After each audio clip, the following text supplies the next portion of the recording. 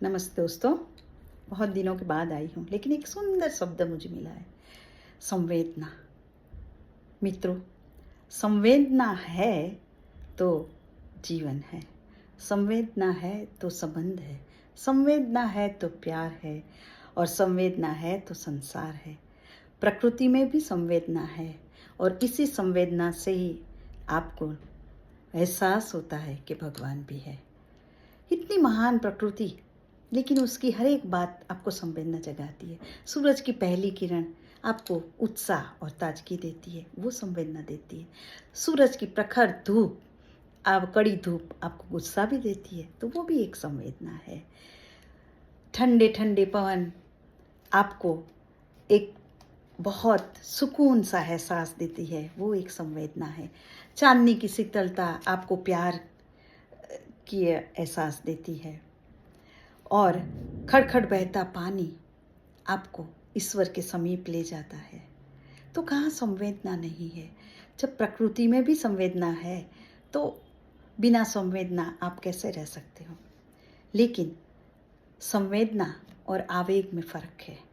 आजकल हम लोग संवेदना और आवेग के बीच में एक छोटी सी लाइन है, लकीर है, वो हम भूल जाते हैं, और वही संवेदना को आवेग में बदल देते हैं, और हम उसको वही मानते हैं कि ये हमारा संवेदना है। छोटी छोटी बात पे हम झगड़ा कर लेते हैं, छोटी छोटी बात पे इवन खूना मरकी भी हो जाती, किसी का खून भी हो जाता है। तो ये जो संवेदना है वो आवेग में कब तब्दील हो जाती है, वो हमें पता नहीं चलता है। तो संवेदना एक भाव है, और उसी को बरकरार रखना वो हमारी मानवता की पहली निशानी है। हमने बहुत अभी देखते हैं, बहुत दिल डूब जाता है कि सिर्फ गति का आनंद देने के लिए हिट एंड रन बहुत केसेस बन रहा है। एक हमारा आनंद, वो एक हमारा आनंद सही आनंद नहीं है, वो एक हमारा आवेग है। वो आवेग को काबू में नहीं रखते, और वो संवेदना खो देते हैं, और हम किसी का एक्सीडेंट कर देते हैं। तो वो बहुत ज़रूरी है अभी इंसानियत में ये संवेदना रखना, और उसको जगाते रखना, तभी ईश्वर का भी एहसास आपको होगा।